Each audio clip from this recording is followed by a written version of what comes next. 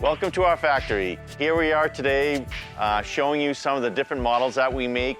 Right here is one of our booth bay latex models. You can see that it's been assembled, it's been put together. Now the next step is for it to get sewn, like Scott's doing over there. He's sewing the border around the side of the mattress. That's the final step of putting a mattress together.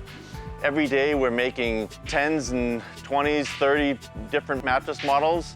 Mostly we're doing beds for residential, standard beds, twin, full, queen, and king.